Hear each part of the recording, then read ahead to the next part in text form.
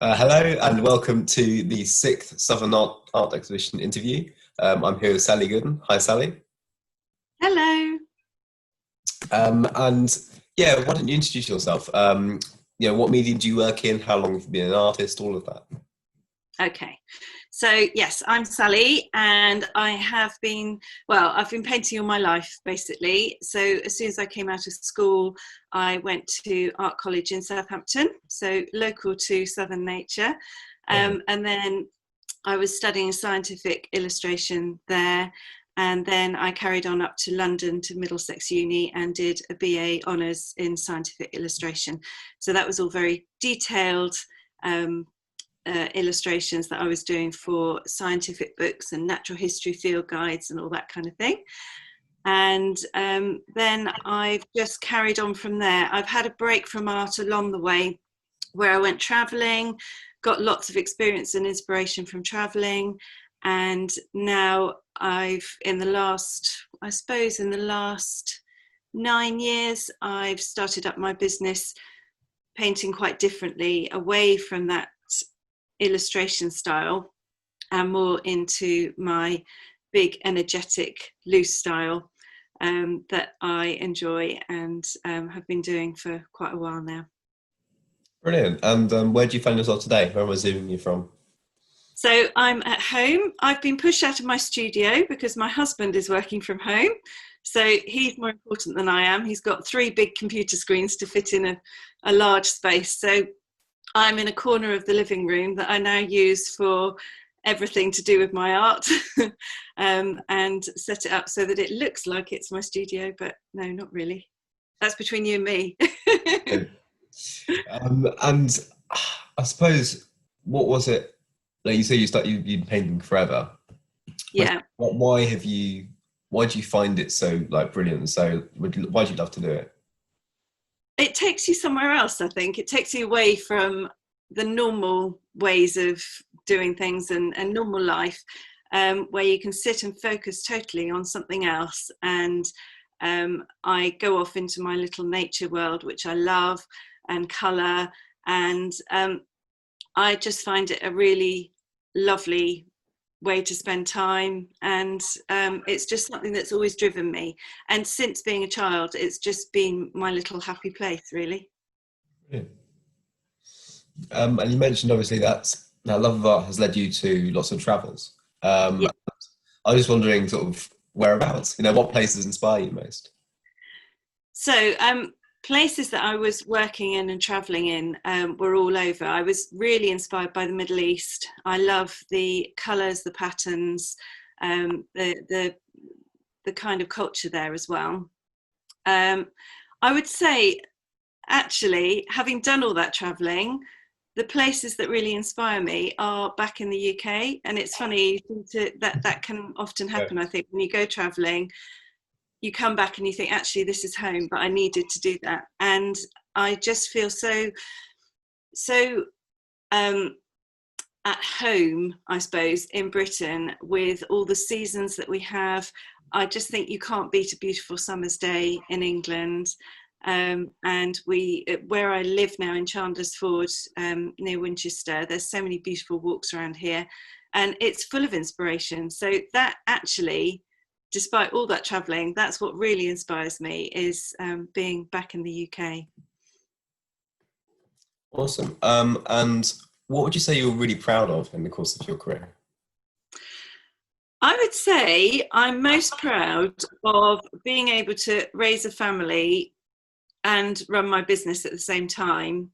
It's been really hard, particularly in the early years, where I started it really when my daughter was 1. And I would say that, yeah, it's been quite difficult to juggle everything, but I'm really pleased with how it's gone. And actually, I will say at this point, what really inspired me to get painting again and to get doing my art when my daughter was 1 was that I went to the Marwell exhibition. So before it was Southern Nature Art, we had the Marwell exhibition, and I went along to that and I saw all these artists, and I had one of those moments that you have in life where you just go, oh, that's it. And it was that. It was going in there, seeing all the amazing artists on the wall and just thinking, actually, this is my place that I feel inspired by.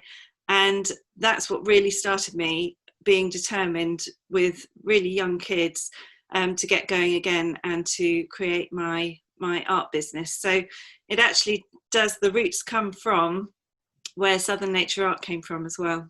Oh, brilliant. Mm. Very nice. And just thinking about your art in more detail, I wanted to ask you like what your process is. So Yes. yeah, from the start of the project to its end, what does that look like? A lot of it is commission work anyway. So I would say I'm driven by deadlines mostly.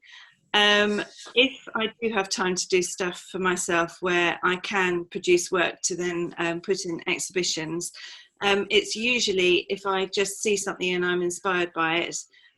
Generally, I will try and do sketches of it and take photographs and use those for my studies.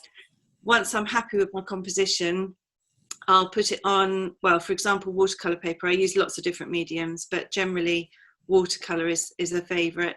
And then just go from there, really. And partly it depends what mood I'm in as to what colours I'm using that day, because sometimes I might be doing something really bright like Horace here. Other times I might be doing much more muted colours. So it's really quite fluid, and I'm constantly wanting to get better and learning, and there's a large element of that. So I love looking at what other artists are producing and just getting ideas and inspiration.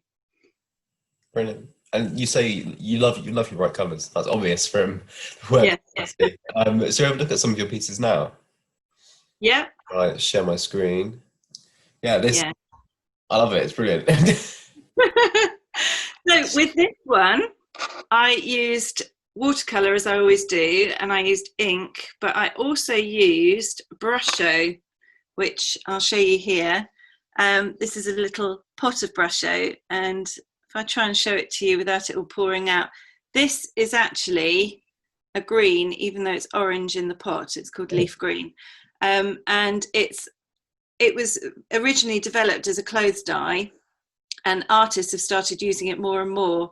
And so I tend to sprinkle it in areas of the painting and spray it with a little water spray, and it does all these wonderful things in the background. So all that background are different colours of Brusho in there.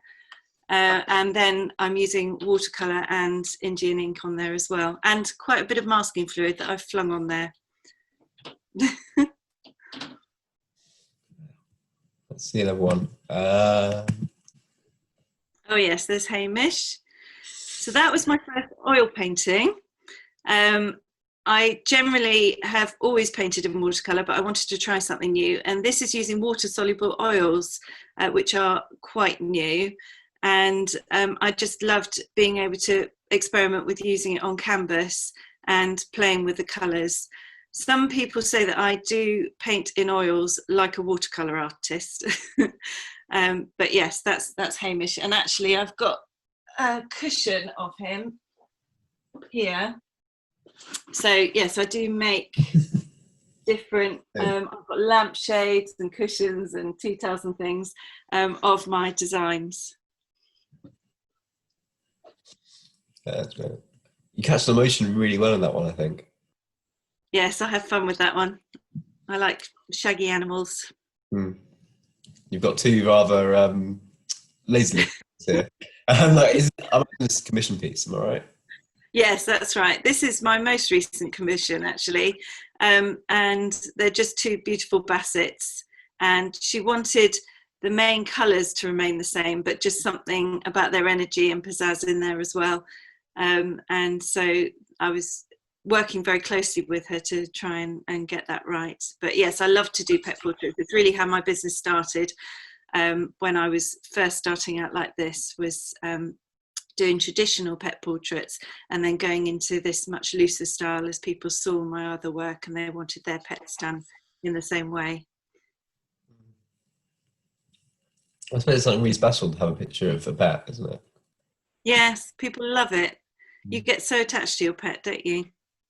And then this is from the Zany Zebras Trail that in 2016, Marwell commissioned a whole load of sculptures, zebra sculptures, to go all around the streets in Southampton. And local businesses would sponsor their own zebra. And this one was for Wave 105, a radio station. And they actually set up a competition for children. And a boy called Daniel, his design was chosen. And this is a Zephyr, who is a cross between a giraffe and a zebra. And he produced this amazingly intricate design. And then Marwell asked me to paint his design on there. And actually Daniel came and looked some way through the process and did a little bit of painting of a patch on there as well. Brilliant. I think I've seen one of those on the Southampton campus, but I haven't seen that one. Oh yes, yeah, okay, yeah, I know the guy that painted that one. Yes, it's they were all over Southampton. They were fantastic, and then they got auctioned off to raise money for the Grevy zebras, and raised loads of money. It was fantastic. Do you know where your one is? I can't remember where mine ended up. I know where the mini one ended up because we had to do little mini sculptures of them as well. And rather than businesses, just people would go into a silent auction for that. But no, I can't remember where this one ended up actually. I'll have to find it. Yeah. Your art is brilliant, but I really want to know sort of what drives you. Like, what about nature makes you really want to capture it? I think it is that I've always been inspired by nature. I was brought up on a butterfly farm. My father's an entomologist. Wherever we went, we had to walk really slowly to be told about every insect, every bush, every flower. And when you're really little, you go, oh, this is boring. And then as you grow up, you think, oh my goodness, I know about these things and I love it. And I love studying them and learning more about them. And that actually is what's driven me right from the beginning. That's why I studied scientific illustration. That's why I've always wanted to capture nature. But I then sort of went through a phase of, yes, I want to capture nature, but not necessarily as a scientific illustrator anymore. I wanted to get some kind of the energy and excitement that I feel about it in there as well, which is what I try to put into my art. Amazing. And I was right in saying you've recently started to teach as well as create. Yes. And like, what brought about that change? When did you just decide, I know enough now that I can pass it on? No, I was very much not like that at all. But what happened was, as my children were growing up, the schools that they were in heard that art was my thing. And so they'd say, oh, would you mind just doing a little mural on the wall here? And that grew and grew. And then I started to work with children in the schools where they would be involved with painting a mural on the wall with me. And it was really interesting because I was working with primary school children mostly, but then going up to secondary school children. And it made me realise that when I was showing them basic things to paint on the wall, basic ideas of light and shade and tone, that they didn't have that knowledge, even though they were the ones that were chosen as the better ones to help me. And I just thought, actually, I would really love to pass that on to some of these children. And with my children being that kind of age as well, I'm sort of on a level understanding them. And so I just thought, actually, especially having done a big mural outside a library in a secondary school, having worked with some really talented children, I thought I would love to take them up another level. And this is what really fired me to say, right, okay, I will change our spare room into a studio space that I can actually fit people into. So completely transformed that room.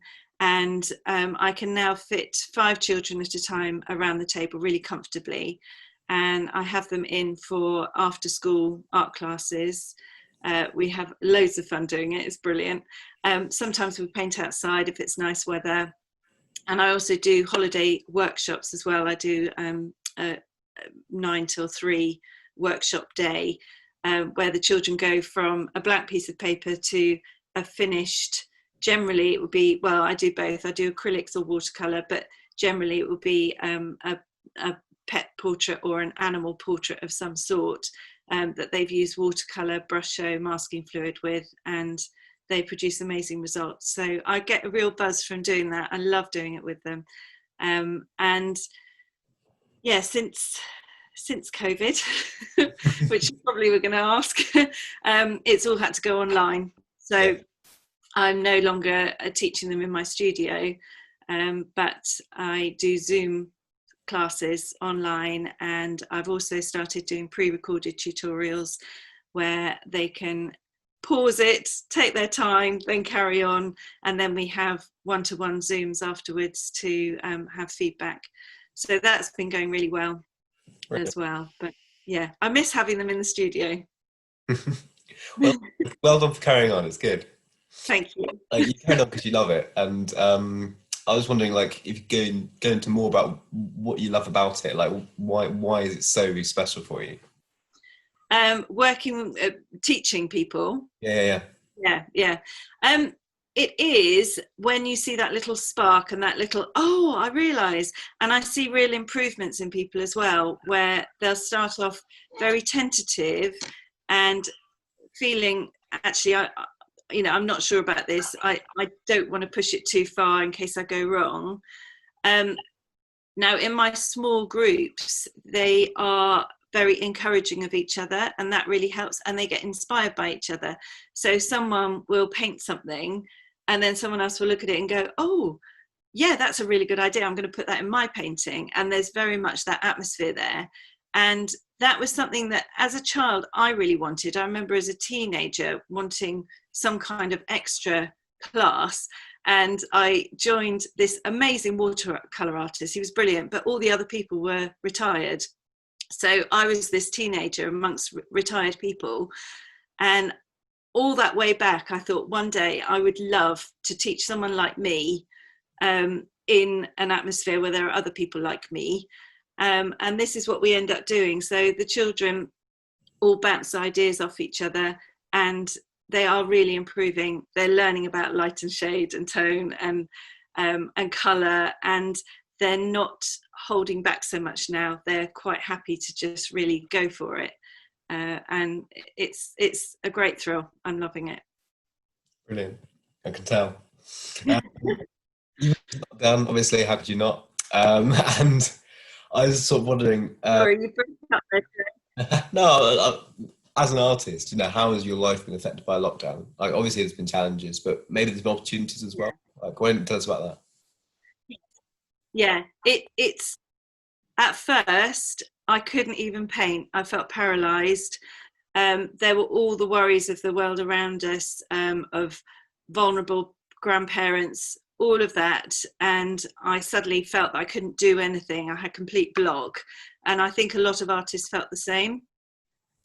And gradually, as I worked out the practical solutions, like how to get food to these people, and I actually even joined a volunteer group in my group here, where even now I'm still helping with sorting out, coordinating shoppers to people that need food and that kind of thing.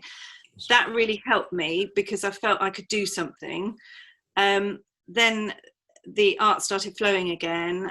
My after school classes carried on very quickly because somebody was saying about this new thing called Zoom that I'd never heard of. So I said to my after school classes, right, well, let's try this out, and got a webcam, set it all up, got everyone to join in, and actually it did start to work. And then it's just snowballed from there.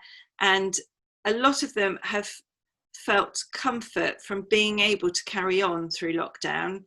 Some have really struggled. Some really don't like doing it online. They much prefer being in the studio, but some are really flourishing. So it's been a very interesting process. It's been really hard work. It's been a major learning curve for me and for some of the students. And yes, we have adapted, but it's been quite a change in how we were doing things. Well done. I suppose a lot of people have been looking at art as something they can sort of take up while they've been trapped at home.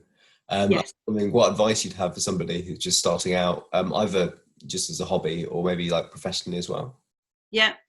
Yes. Now, this is one thing that I have found with lockdown is that people are finding generally that they have more time, particularly at the beginning of lockdown, and they are doing things. So right around Easter time, I started some rainbow animal live Facebook sessions just for half an hour on a Saturday morning, and loads of people joined in with those as families, and then posted up their pictures on Facebook of what they'd done. And it was really interesting seeing how families were starting to paint together. And I've had people say to me afterwards, we are doing much more art now together, which is fantastic. So I love that side of it. To someone that would want to take it up as a hobby, absolutely, just go for it. Don't worry about what it looks like. Just start somewhere. It won't look great to begin with, and then gradually you'll learn as you go along, and it is like exercising a muscle. The more you do, the better you get, and it's really worth having a go at, and you can get so much joy from it. For someone who wants to actually take it further and make a business of it, really it's just a matter of starting in small baby steps and gradually working your way up and not going too big too soon, and just going with how you feel, where you want to go.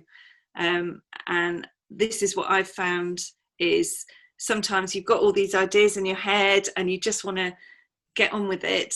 But if you just sort of make yourself go in gradual steps, I would say that that's the way to make a more successful business of it.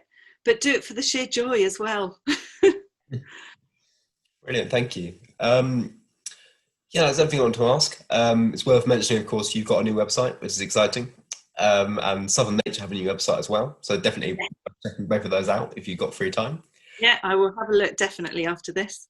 Yeah, and I think there's art for sale on both. So also, yeah. But thank you so much for sitting down with me, sort of, and inviting us into your very colourful corner. Yeah. Well, thank you. Yeah. And I would love to say that Southern Nature has been fantastic through all of this, because it's really hard to say, right, the exhibition isn't going ahead, but we're really appreciating it as artists that you can support us and still get us out there online. And we know that you really have the artists' interests at heart, and Southern Nature has been brilliant for us. So thank you so much. Oh, it's our pleasure. Thank you. Yeah, thank you, Sally. Goodbye. Okay, thank you. Bye, Joe. Bye.